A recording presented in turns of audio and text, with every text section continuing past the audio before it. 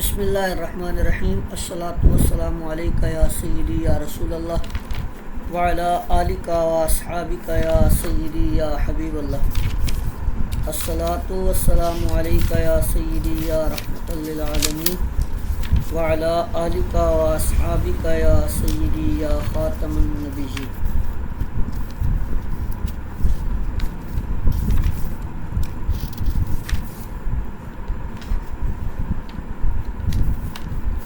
تو دیکھیں جی، ایقاظ نمبر 21 الرفع والتکمیل فی الجرح والتعدیل۔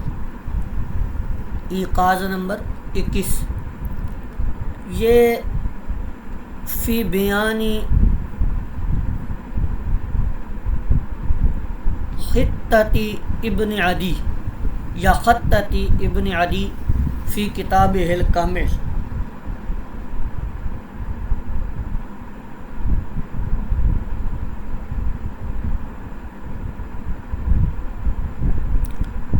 کہتے ہیں کہ امام ابن عدی کی کتاب الکامل فی ضعفاء الرجال، اس کتاب کا پورا نام ہے الکامل فی ضعفاء الرجال۔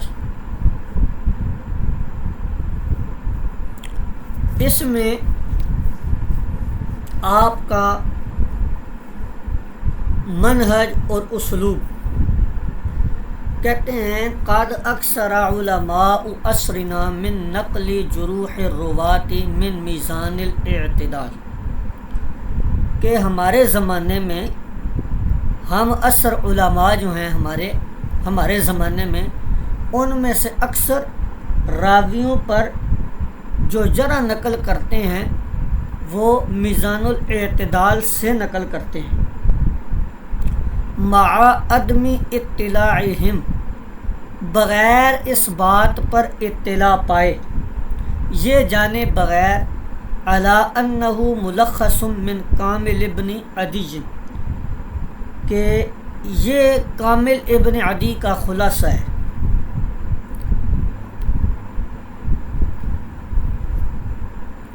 وعدم وقوفہم، اور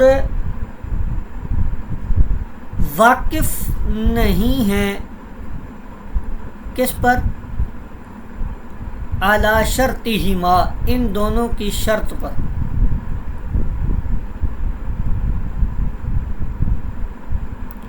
یعنی ابن عدی کی کیا شرط ہے الکامل میں، اور ذہبی کی کیا شرط ہے میزان الاعتدال میں، ان دونوں کی شرائط کا علم نہیں رکھتے۔ فی ذکر احوال الرجال، وہ شرائط جو ان دونوں احباب نے، جو ان دونوں ائمہ نے اپنی کتابوں میں رجال کے احوال کو ذکر کرنے میں اختیار کی ہیں۔ فوقعوا به فی الزلل، جب شرائط کا نہیں علم، اس چیز کی معرفت نہیں ہے، تو پھر کیا ہوتا ہے فوقعوا به فی الزلل، کہ ان سے لفظ سرزد ہو جاتی ہے جو کاپی کر رہے ہوتے ہیں یا نقل کر رہے ہوتے ہیں۔ وَأَوْقَعُ النَّاسَ فِي الْجَدَلِ، اور لوگوں میں یہ عدم واقفیت جو ہے اس کی وجہ سے جدل و جدال، لڑائی جھگڑا شروع ہو چکا ہے۔ فَإِنَّ كَثِيرًا مِّمَّنْ ذُكِرَ فِيهِ الفاظ الجرح، کیونکہ بے شک کثیر وہ افراد ہیں جن کے بارے میں ذکر کیے گئے ہیں الفاظ جرح کے الفاظ جن کے بارے میں ذکر کیے گئے ہیں، بے شک ان میں سے کثیر ایسے ہیں کہ معدود فی الثقات، ان کا شمار تو ثقات راویوں میں ہوتا ہے، سالم من الجرح، اور وہ جرح سے بھی کیا ہیں، سلامت ہیں، بچے ہوئے ہیں۔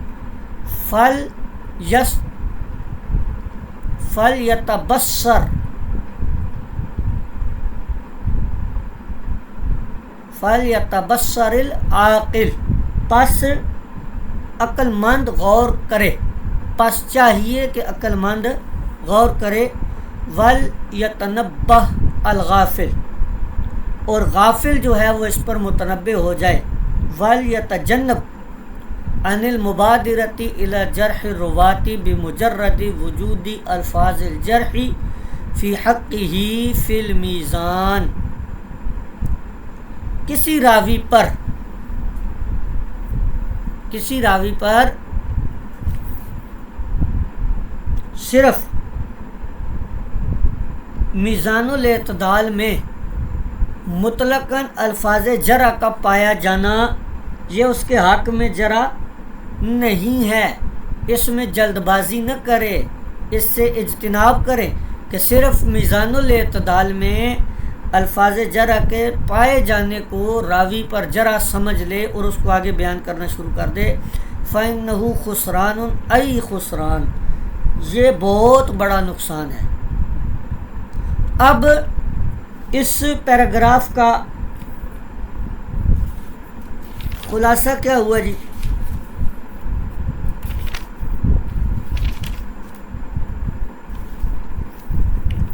इस पैराग्राफ का खुलासा ये हुआ कि हमारे ज़माने में अक्सर उलमा जो हैं वो मीज़ानुल एतदाल से रावी पर जरा के अल्फाज देखते हैं और उसको मजरूह समझ लेते हैं, जबकि उनको ये इल्म नहीं होता कि ये जो मीज़ानुल एतदाल है ये इब्न अदी की अल-कामिल से तलखीस की गई है, और इन दोनों की जो शराइत हैं अपनी अपनी किताब में, उनसे भी नाकिल जो है वो वाकिफ़ नहीं होता इनकी शराइत से, और फिर वो क्या होता है उससे लज़्ज़त शरजद होती है और उसकी गलती की वजह से लोगों में झगड़ा शुरू हो जाता है। बेशक मीज़ानुल एतदाल में बहुत से ऐसे रावी हैं कि जिनके बारे में महज जरा के अल्फाज तो मौजूद हैं लेकिन वो मजरूह नहीं हैं।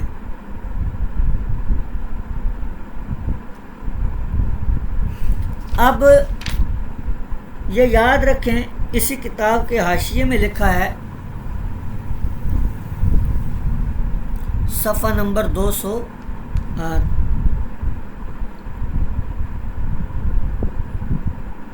339 पर,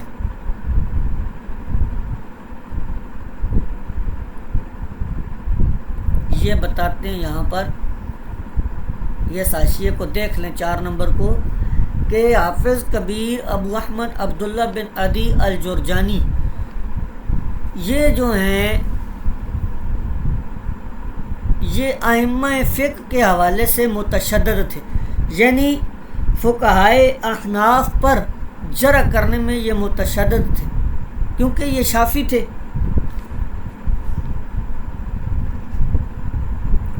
और इनका जो तशद्दुद है या मुतअस्सिब होना है अहनाफ के बारे में, वो इनकी किताब से ज़ाहिर है। लेकिन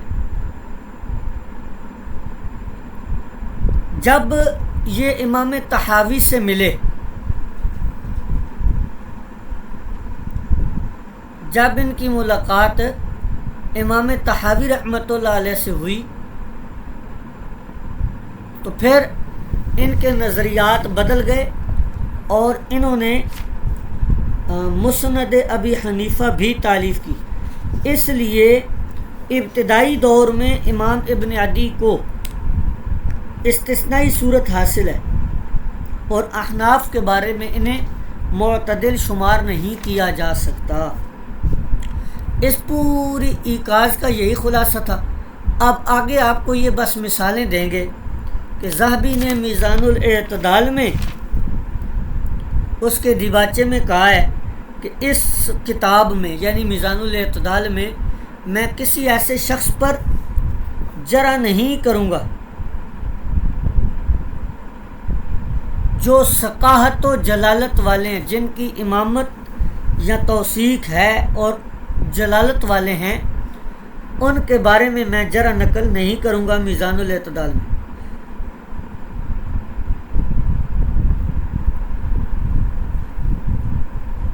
तो اس کے بعد اب اگلے ایقاز کی طرف چلتے ہیں. اس کی مثالیں وغیرہ اب آپ باقی خود دیکھ لیجئے گا. آگے ایقاز نمبر 22. ٹھیک ہے جی.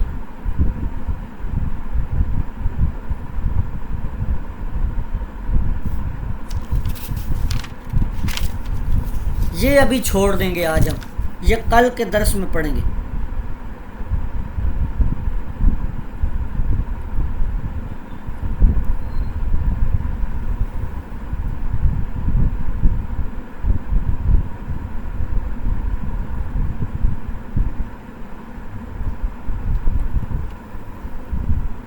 ایک منٹ ویٹ کیجئے گا پھر آگے چلتے. دیکھیں جی آگے ایقاز نمبر 23. ایقاز نمبر 21 کے بعد ایقاز نمبر 23، 24 اور 25 آج مکمل کرتے ہیں. ایقاز نمبر 22 جو ہے وہ کل ہم مکمل کریں گے، وہ تفصیلی ہے بہت. آگے کہتے ہیں ایقاز نمبر 23 فی بیان مراد البخاری من قوله فی الراوی فی نظر او سکت عنہ، کہ امام بخاری رحمۃ اللہ علیہ کی اصطلاح یا آپ کا قول کسی راوی کے بارے میں فیہ نظر او سکت عنہ کہنا، اس سے راوی پر کیا اثر پڑتا ہے. تو کہتے ہیں قول البخاری فی حق احد من الرواۃ،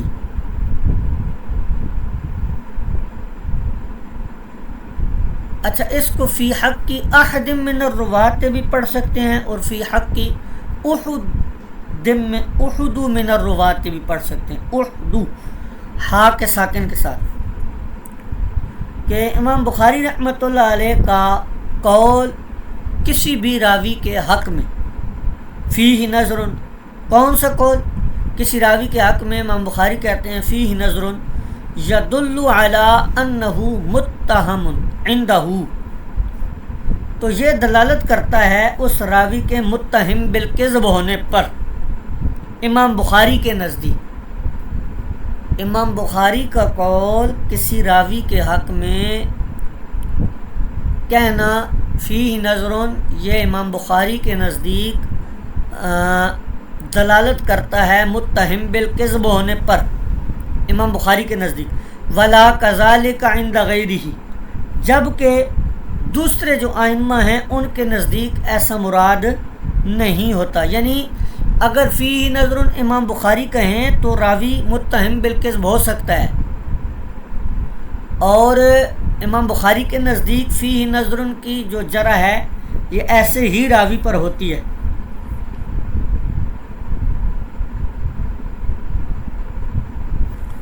اور جو دیگر ائمہ ہیں وہ جب فیہ نظر کہیں گے تو پھر اس سے راوی کا متہم بالکذب ہونا لازم نہیں آتا.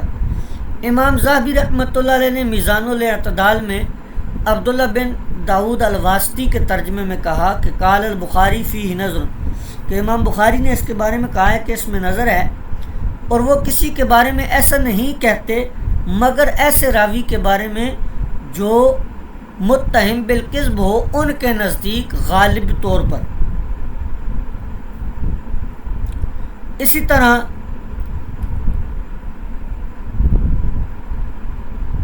آگے انہوں نے مثالیں بہت سی دی ہوئی ہیں امام بخاری کے حوالے سے نا، یہ حاشیے کے اندر کس کس راوی کو فی نظر کہا ہے، اور وہ راوی ثقہ بھی ہیں دیگر ائمہ کے نزدیک. اسی طرح امام بخاری کے ترجمہ میں سیر اعلام النبلاء میں بکر بن منیر کہتے ہیں کہ میں نے امام بخاری سے سنا. بکر بن منیر کہتے ہیں کہ میں نے حضرت ابو عبداللہ البخاری یعنی امام بخاری سے سنا، وہ فرماتے ہیں کہ ارجو ان القی اللہ، کہ میں امید رکھتا ہوں کہ جب میری اللہ تعالیٰ سے ملاقات ہوگی تو مجھ سے کسی کی غیبت کرنے کا حساب نہیں لے گا. یعنی امام بخاری رحمۃ اللہ علیہ نے کسی کی غیبت نہیں کی، یہ آپ امید رکھتے ہیں. آگے بکر بن منیر کہتے ہیں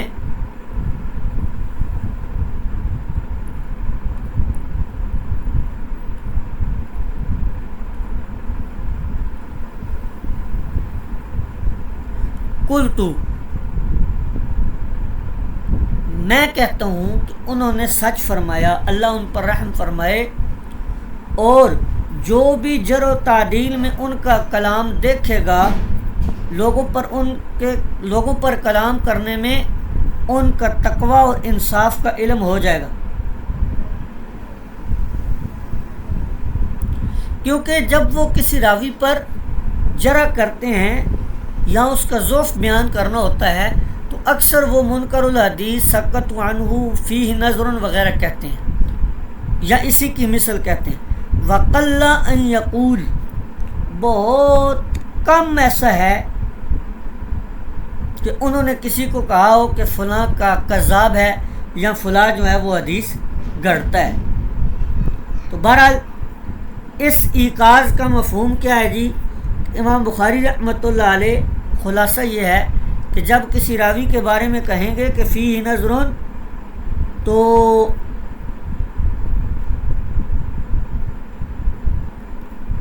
اس سے عام طور پر متہم بالکذب ہونا مراد لیا جاتا ہے۔ امام بخاری رحمۃ اللہ علیہ کے بارے میں یہ یاد رکھیں کہ آپ سے دو طرح کی اصطلاحات ملتی ہیں ہمیں۔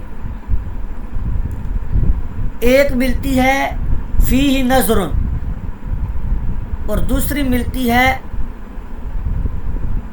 فی حدیثہ نظر۔ ان دونوں میں فرق ہے۔ فی حدیثہ نظر کی تفصیل اس میں نہیں دی ہوئی، حاشیے میں دی ہوئی ہے، متن میں نہیں ہے۔ اسی کتاب کے حاشیے میں انہوں نے دی ہے، وہاں پر دیکھ لیجئے گا۔ امام بخاری رحمۃ اللہ علیہ کا کسی راوی کے بارے میں فی نظر اور فی حدیثہ نظر نسبت کے علاوہ فرق بھی ہے۔ امام بخاری جب کہتے ہیں فیہ نظر تو یہ راوی پر جرح ہوتی ہے اور شدید جرح ہوتی ہے ان کے نزدیک، اور جب کہتے ہیں فی حدیثہ نظر تو اس سے مراد ہوتا ہے کہ خاص اس حدیث پر جرح کر رہے ہیں، راوی پر نہیں ہے۔ اس صورت میں راوی صالح الحدیث یا ثقہ ہو سکتا ہے۔ پھر امام بخاری رحمۃ اللہ علیہ کے فیہ نظر کہنے سے یہ لازم نہیں آتا کہ وہ متہم بالکذب بھی ہو، دیگر ائمہ کو بھی دیکھنا ہوگا۔ تو اسی کتاب کے صفحہ نمبر 392 پر جو حاشیہ ہے وہاں پر محشی جو ہیں شیخ ابو غدہ، انہوں نے بڑی مفصل تعلیق لکھی ہے، وہ آپ احباب نے دیکھ لینی ہے۔ بہرحال احتیاط و کرائم یہی ہیں کہ تتبع بہت ضروری ہے، اور دیگر ائمہ کے بھی اقوال جو ہیں وہ کسی راوی کے بارے میں دیکھے جی۔ آگے جی اکیلی،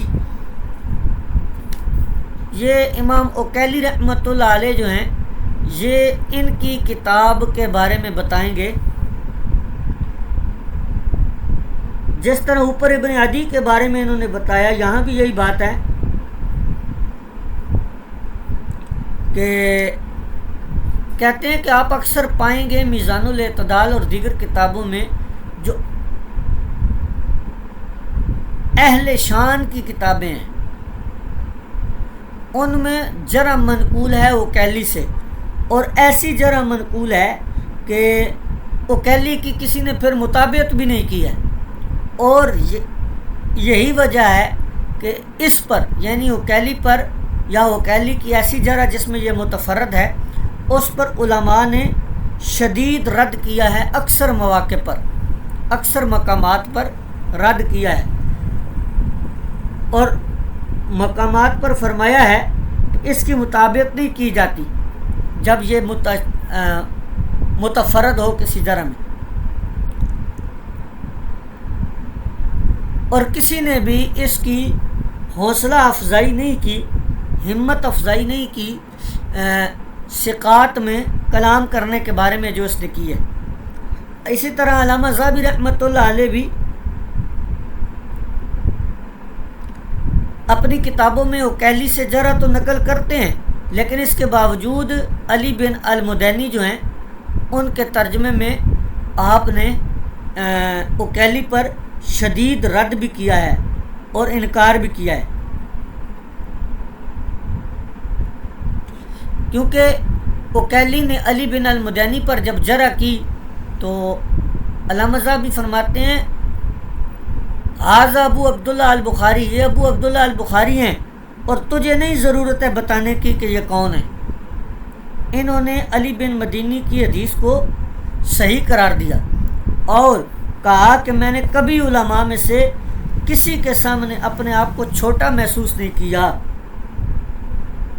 سوائے ابن المدینی کے۔ یہ امام بخاری کا قول ہے۔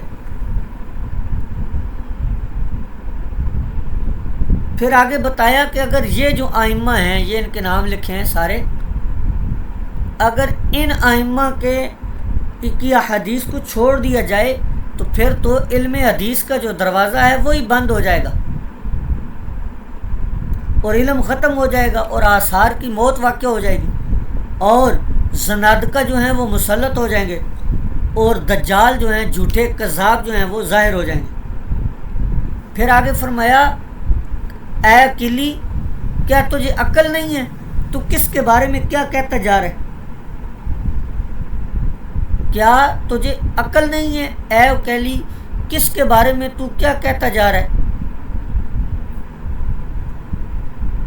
بے شک تیرے اس انداز میں ان کا ذکر کرنے میں تمہاری پیروی کرنے کے بجائے ہم ان کا دفاع کریں گے۔ تو یہاں سے ہمیں یہ معلوم ہوا کہ اکابر آئمہ کا دفاع کرنا یہ ہمارے اسلاف امت کا طریقہ رہا ہے۔ جو تم نے ان کے بارے میں کہا ہے ان کا اس سے خون بہہ رہا ہے۔ کیا تم نے نہیں دیکھا ان میں سے ہر ایک نہ صرف تم سے کئی طبقات بلکہ تیرے سے تو کئی درجے بہتر ہے۔ بہرحال یہ ایقاظ نمبر 24 اور اس کتاب کا آخری ایقاظ ہے آگے، ایقاظ نمبر 25۔ یہ ہم پہلے اوپر بیان کر چکے ہیں ویسے ایک مقام پہ جہاں پہ آیا تھا کہ راوی پر جب جرح کی جائے تو غور و فکر کیا جائے۔ بہت سی قرائن ایسے ہیں جن کی وجہ سے جرح کے معنی ہوتے ہیں، وہ قبول کرنے کے جرح کو۔ اس میں یہ بتا رہے ہیں کہ جرح، یہ اب ایقاظ نمبر 25 میں الگ سے بتا رہے ہیں کہ جب جرح صادر ہو تعصب سے، عداوت سے یا مذہبی منافرت کی وجہ سے، مسلک کی حمایت کی وجہ سے یا اسی کی مثل، تو فاہو جرح مردود، تو وہ جرح جو ہوگی وہ مردود ہوگی، وہ مامون نہیں، اس سوائے اس کے جیسے اس سے الگ کر دیا گیا ہو۔ آگے اب یہ آپ کو بتائیں گے کہ اسی طرح امام مالک رحمۃ اللہ علیہ کی جو جرح ہے وہ قبول نہیں کی جائے گی۔ محمد بن اسحاق کے بارے میں کون سی جرح؟ امام مالک رحمۃ اللہ علیہ نے محمد بن اسحاق کے بارے میں کہا تھا دجال من الدجاجلتی، تو یہ قبول نہیں کی جائے گی۔ کیوں؟ کیونکہ اس چیز کا ہمیں علم ہو چکا ہے، ہم جان چکے ہیں کہ یہ مذہبی منافرت کی وجہ سے جرح وارد ہوئی ہے، بلکہ حقیقت یہ ہے کہ محمد بن اسحاق جو ہے یہ حسن الحدیث راوی ہے اور اس سے ائمہ نے استدلال بھی کیا ہے۔ کہتے ہیں اس کے بارے میں ہم نے مکمل کلام جو ہے امام الکلام فیما یتعلق بالقراءۃ خلف الامام میں کر دیا ہے، تو وہاں تفصیلی بحث جو ہے وہ دیکھی جا سکتی ہے۔ اسی طرح کہتے ہیں کہ نسائی کی جرح، آگے کہتے ہیں یہ امام نسائی کی جرح احمد بن صالح المصری کے بارے میں قبول نہیں کی جائے گی۔ سفیان ثوری کی جرح امام ابو حنیفہ رحمۃ اللہ علیہ کے بارے میں قبول نہیں کی جائے گی، اور امام ابن معین رحمۃ اللہ علیہ کی جرح امام شافعی علیہ رحمۃ کے بارے میں قبول نہیں کی جائے گی۔ امام احمد بن حنبل کی حارث محاسبی کے بارے میں اور ابن مندہ کی ابو نعیم الاصفہانی کے بارے میں جرح جو ہے قبول نہیں کی جائے گی۔ یہ یہاں تو تشدد کی وجہ سے ہیں یا مذہبی منافرت کی وجہ سے ہیں وغیرہ وغیرہ۔ تو یہ ہماری کتاب آج پایہ تکمیل کو پہنچ گئی۔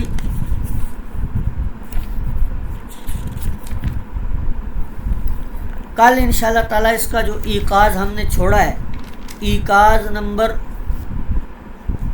22 وہ مکمل کریں گے۔ تو آج کا سبق یہیں پر کلوز کرتے ہیں۔